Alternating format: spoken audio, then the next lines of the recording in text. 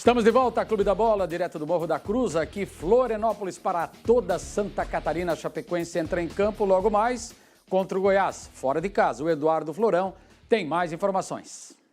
Chapecoense joga hoje contra o Goiás, fora de casa, em busca de reabilitação na Série B do Brasileiro. Vem de 3 derrotas consecutivas, 2 na Arena Condá, uma para o Santos no jogo passado. Levou aquele gol no finzinho da partida, estava conseguindo um empate contra o Santos, levou o gol, acabou perdendo também. Agora contra o Goiás, a missão é voltar a pontuar na Série B do Campeonato Brasileiro, até porque a Chape está pertinho da zona de rebaixamento, vive um momento de muita pressão aqui no oeste do estado.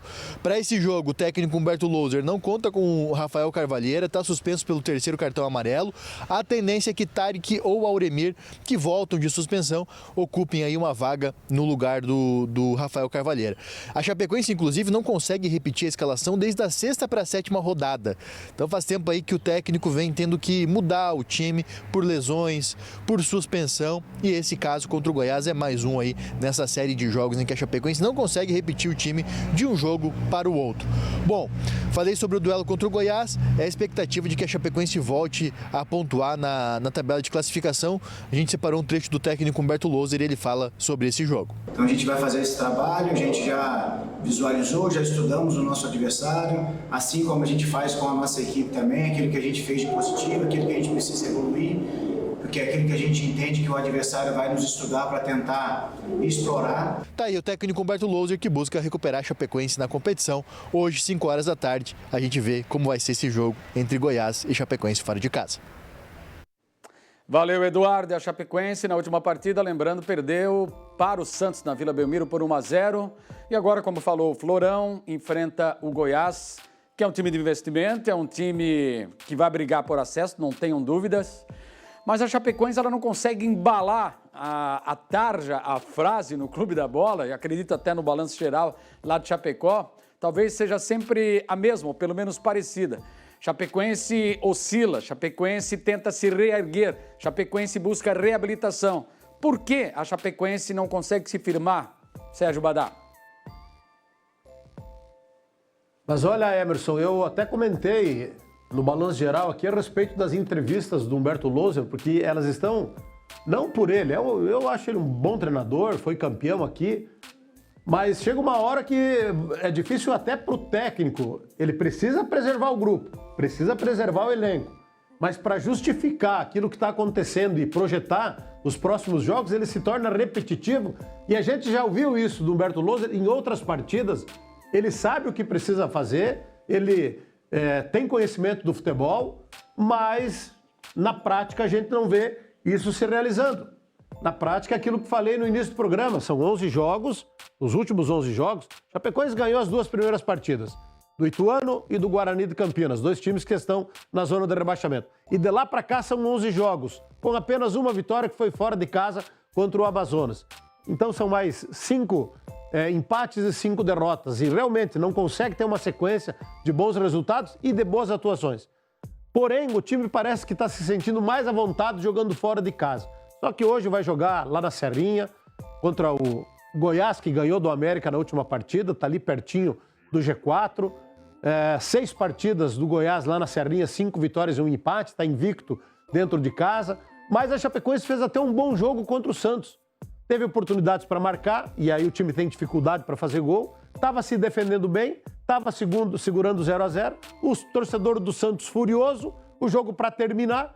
Aí praticamente no último lance da partida, um escanteio para o Santos.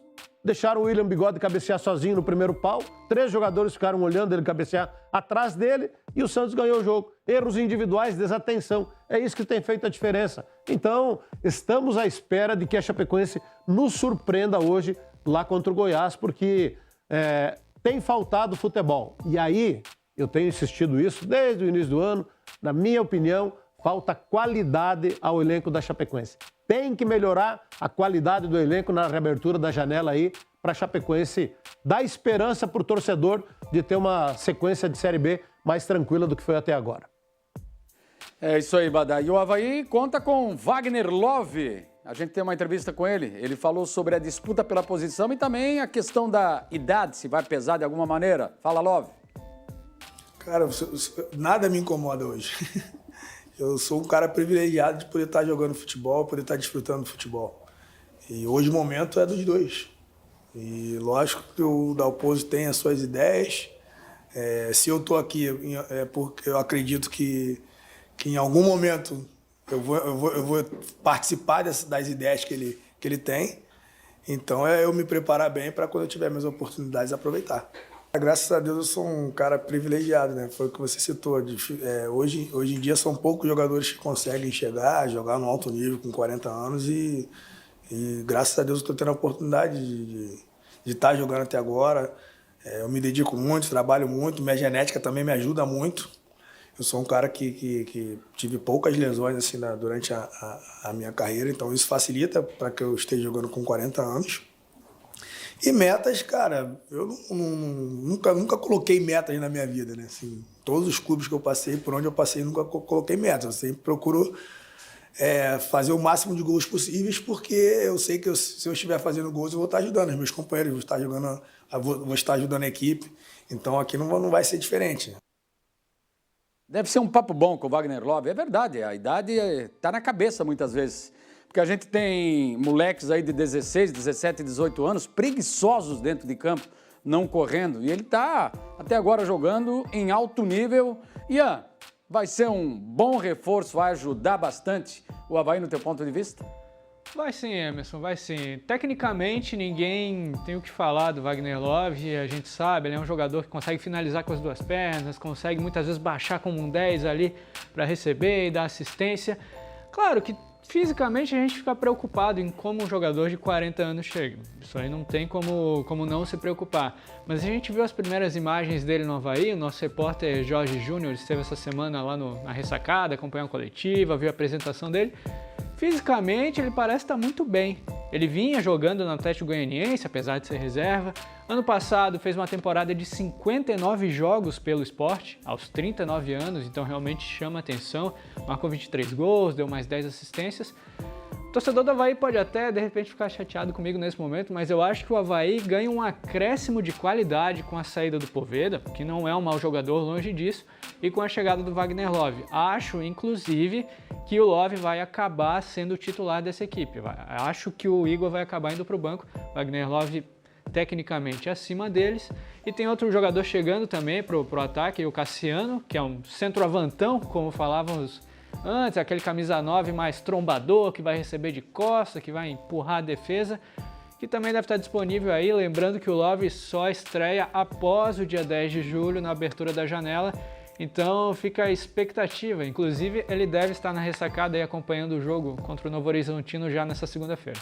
Bem lembrada essa informação, Ian. Ele não fica, então, à disposição. Ô, Cláudio, eu queria que você falasse da contratação, quando a Avaí anunciou, qual foi a tua reação, e ao mesmo tempo avaliasse Avaí 1, Amazonas 1 na ressacada e projetasse Avaí em Novo Horizontino. Primeiro, esse jogo com o Amazonas, no teu entendimento, foi um tropeço? Eu costumo dizer, e disse na Rádio Guarujá, que, na minha opinião, o Avaí deixou de ganhar 2 pontos. Não é que perdeu 2, mas deixou de ganhar, porque o Amazonas está abaixo na tabela de classificação. A gente sabe que essa Série B não tem jogo fácil, é time tentando sair lá de baixo. Veja que a distância do primeiro colocado, né, que hoje é o Santos com 25 pontos para o 11º colocado, é da casa de 5 pontos apenas. Então, em 2 rodadas, você tem alterações dentro dessa tabela, seja para cima, seja para baixo. Mas a equipe do Amazonas é uma equipe que está lutando por permanência, foi campeão da Série C ano passado e não tenha dúvida que o único objetivo nesse momento, até pela equipe que tem, né, com todo respeito, trouxe agora o Rafael Lacerda de volta, que foi o treinador que levou a equipe do Amazonas para a fase final da Série C, não foi que subiu, né? Depois foi o Luizinho Vieira, que está no Brusque, que acabou subindo e sendo campeão da Série C, mas é uma equipe que, inclusive, olhando 11 contra 11, o Avaí era muito superior e foi muito superior durante o jogo, mas acabou sendo surpreendido, né? O Avaí saiu atrás, acabou conseguindo o gol de empate e deixou de ganhar esses 2 pontos. Não tenha dúvida que quando você olha na tabela, né, os jogos, o treinador e a comissão técnica do Avaí, aqui contra o Amazonas são 3 pontos. O Avaí que vinha de empate nos últimos jogos, a última vitória foi contra o Guarani de virada na ressacada. Então, trouxe essa pressão para esse jogo contra a equipe do Amazonas. E tinha condições de fazer a vitória e acabou por detalhes não conseguindo, né? E às vezes um pouco mais de ousadia aí do Gilmar Dalpozo, principalmente no segundo tempo, fez algumas substituições protocolares, né? O Ronaldo Henrique poderia ter levado o time mais à frente, ter colocado mais cedo o Pedrinho e ter trabalhado essa equipe com mais valências no ataque para tentar suplantar a equipe do Amazonas, né? Sobre a contratação do Wagner Love, são dois indicativos que a gente pode analisar. Primeiro, em relação ao jogador e depois ao sistema do Gilmar Dalpozo. Em relação ao jogador, eu fico com as palavras do Hélio dos Anjos. O Hélio dos Anjos, treinador do Paysandu, que ficou muito irritado pelo fato de ter o Wagner Love escolhido, né, a equipe do Avaí em detrimento do Paysandu, e ele disse que a decisão, no final das contas, foi da esposa do jogador, que achou que a qualidade de vida em Florianópolis era muito melhor. Mas o que eu quero destacar na fala do experiente treinador Hélio dos Anjos do Paysandu é que ele disse, olha, você olha o Wagner Love, 40 anos, mas é um jogador que vale a pena você ter no seu elenco. Porque apesar de ser um jogador experiente, se cuida muito, tem muito pouca passagem pelo departamento médico e tem uma participação positiva num grupo de jogadores, né?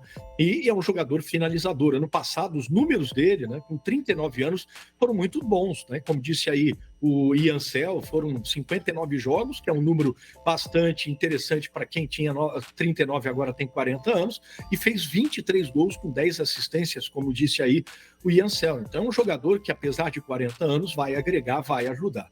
Agora, no sistema do treinador Gilmar Dalpozo, que ele joga com dois atacantes que flutuam bastante e que muitas vezes um fica centralizado, mais do outro, e tem essa flutuação para jogar como extrema de um lado ou do outro, o Igor e o Maurício Garcês, eles acabam sendo jogadores que revezam, né, nessa função de centralizador ou de jogador de extrema.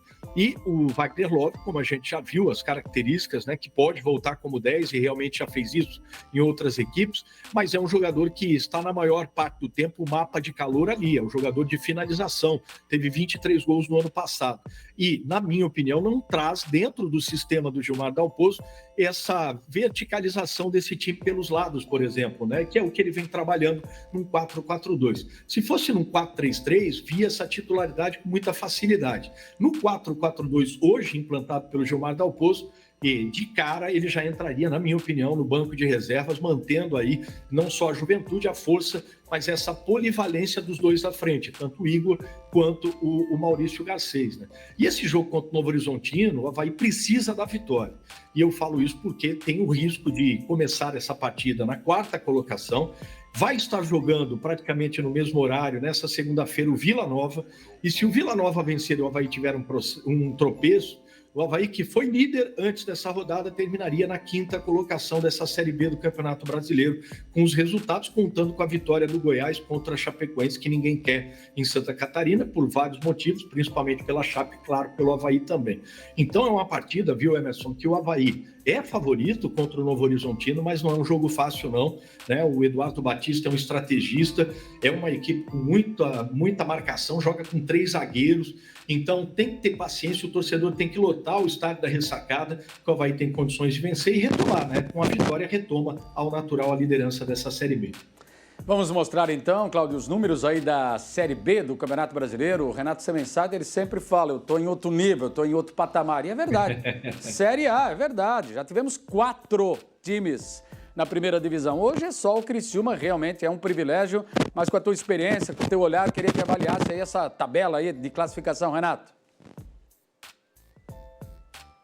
Bom, quem está em outro patamar é o Criciúma, não sou eu, né, meu caro Emerson? Mas vamos lá. A batalha ela é inglória, né? Porque eu acredito que esse G8 aí, ele vai brigar até o final lá na frente pelas 4 vagas, né? O Santos deu uma oscilada, mas já voltou a vencer. O Carille, se não vencesse a Chapecoense, seguramente teria deixado o comando do clube, mas venceu no último lance. E aí ontem, num jogo sofrido contra o Ceará, venceu também. O América Mineiro, para mim, é um dos melhores times do campeonato. O Avaí, com o Gilmar Dalpozo. Aliás, eu não entendi o que aconteceu no último jogo. É verdade, concordo com o Cláudio, que o Avaí deixou de somar 2 pontos, porque ele empatava com o Amazonas, teve um pênalti para cobrar e desperdiçou a penalidade. O goleiro pegou, é verdade, mérito do goleiro, mas pênalti não se perde. Então o Avaí esteve próximo da vitória. Mas a campanha desde a chegada do Gilmar é espetacular. E aquele empate estava dando ao Avaí a liderança isolada do campeonato. E o time terminou sendo vaiado na ressacada por causa do empate. Tá difícil de entender também algumas coisas. Eu acho que o Operário é um intruso, não vai ficar aí nessa turma. Mas o Goiás chega para brigar. O Vila Nova ontem anunciou a contratação do Arilson, um volante que subiu com o Criciúma. Estava no Coritiba, estava treinando em separado. Para a Série B, uma boa contratação. O Sport, se conseguir pagar os salários que combina com os jogadores, vai brigar também. E eu vou até o Coritiba. Não vejo mais ninguém, mas acho que faz uma belíssima campanha o Gilmar Dalpozo e merece todo o crédito do torcedor. É que está difícil, né, Emerson?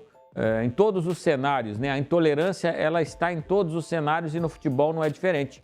Haja visto a última rodada da Série A do Campeonato Brasileiro, que nós tivemos o Renato Gaúcho sendo chamado de burro, o time do Grêmio sendo vaiado porque empatou com o Palmeiras e o Fluminense, campeão da Libertadores, atual campeão da Libertadores, deixou o estádio sob gritos de time sem vergonha.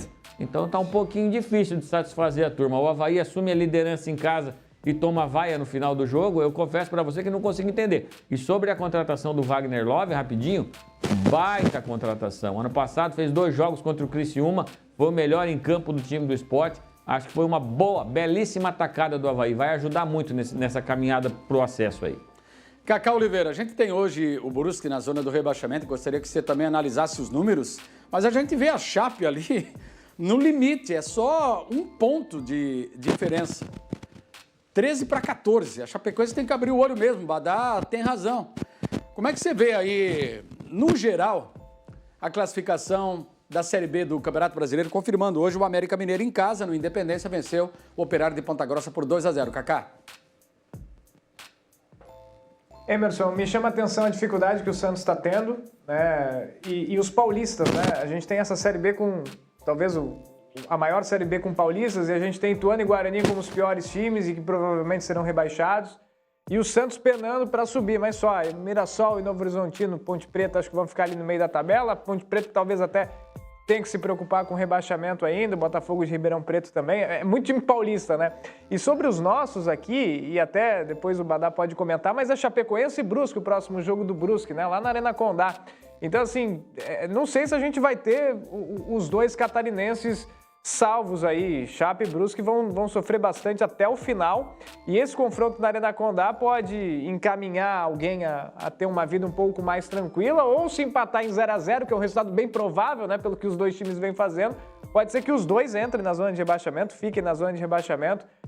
Chape e Brusque acho que vão ter uma temporada bem sofrível e vão brigar até o final. Tomara que não sejam rebaixados, né? Mas a tendência é sofrerem até a 38ª rodada. Tomara que escapem, né? E se enfrentam aí na próxima rodada. Ô Badá, essa tabela aí assusta? Ver a Chape ali colada, próximo do Z4, da zona da degola? Não, assusta e preocupa. Mas fiquem tranquilos, meninos, que a Chapecoense hoje vai cometer um crimezinho lá na Serrinha. Vai cometer aquele crimezinho que faz tempo que não comete. Tá na hora de cometer esse crimezinho, né? E aí vamos pro clássico.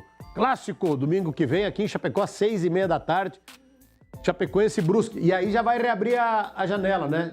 Dia 14 esse jogo. Janela reabre dia 10. Vamos ver quem tem mais bala na agulha aí para reforçar e qualificar. Só que aí o Renato quer acabar com as vaias nos estádios. Ah, não, mas aí, pelo amor de Deus, né, cara? Não quer vaia, mas no teatro, apesar de que até no teatro estão vaiando ultimamente, né? Aqui a intolerância tá tão grande que os jogadores entram em campo para fazer o aquecimento e já estão sendo vaiados. É vaia antes, durante e depois do jogo, né, cara? Então o Renato foi vaiado porque ele insiste com o tal do JP Galvão. E o homem chama a derrota, ele entra em campo, o Grêmio ou empata ou perde. Por isso que acabou a paciência do torcedor do Grêmio, como o Renato Gaúcho. E o torcedor do Fluminense, tem alguns jogadores do Fluminense que estão caminhando. Vamos ver se o Mano Menezes vai fazer um milagre de fazer os caras pelo menos se esforçar dentro de campo, né? Mas claro, algumas vaias são exageradas, especialmente pro nosso querido Gilmar Dalpozo. Alô, torcida do Avaí, não vai em Gilmar Dalpozo, gente. Ele colocou vocês no G4, até ontem estava na liderança. tenham paciência e tolerância com o Gilmar Dalpozo, que ele vai levar vocês para a Série A. Mas não atrapalhem o trabalho do gringo. É só isso que eu peço para vocês. Só rapidinho, Renato. O Tencate, ele é vaiado também no Heriberto Wilson? Não, tem um chato. Tem um chato, que fica enchendo o saco do Tencate o jogo inteiro. No jogo contra o Botafogo, essa imagem rolou nas redes sociais, você deve ter visto. E quando o Criciúma faz o gol, ele vira, em vez de comemorar o gol, o segundo gol da vitória, ele vira pro torcedor e fala umas bobagens. É um chato pontual que vai. A única vaia que o Criciúma tomou esta temporada até agora foi no jogo, a derrota pro Cuiabá. O torcedor vaiou e vaiou com razão. Tomou 5 em casa pro Cuiabá, tem que sair vaiado mesmo. Mas perdeu contra o Palmeiras, saiu aplaudido. E alguns outros jogos que não ganhou também saiu aplaudido. É bem aquilo que o Badá falou. O torcedor do Fluminense vaiou, possivelmente não pelo resultado, mas quando ele percebe a falta de empenho para o time. Mas tem um cidadão, esse aí, ele é inimigo mortal do Cláudio Tencate. Cacá Oliveira. Chamou aí, Cacá, pode falar. Tem vai aí também no Hercílio Luz? No Marcílio, no Brusque, no Barra? Tá sem áudio ali, tranquilo então, Cacá. Mas tem em qualquer lugar. Tem tudo quanto é canto. Fala, Badá. Pode falar. Ainda nessa linha aí, teve uma cena muito divertida que foi do Kudê, igual o Tencate. O Tencate não foi tanto assim, o Tencate tinha a placa ali, da placa ele dava de dedo no cara, eu vi esse lance aí. Mas o Kudê não, cara. O Kudê queria ir lá na arquibancada pegar e chamou um cara de gordo. Não, era um gordo, era um gordito, e xingou o cara. Com palavras que não dá pra gente falar aqui, mas o Kudê queria ir lá pegar o cara. E os auxiliares do Kudê tiveram que segurar. Daí na entrevista coletiva ele foi questionar, não, era um gordito e hijo de não sei o quê. Cara, tá muito legal, tá muito divertido, viu? E nós tivemos também o Danilo batendo boca, o capitão da seleção brasileira, depois do empate com a Costa Rica, o nosso capitão batendo boca com um torcedor lá nos Estados Unidos. Complicado, hein? Vamos até o intervalo, confirmando a hora, 15 para as 3 da tarde, daqui a pouco a gente volta aqui no Clube da Bola. Até já!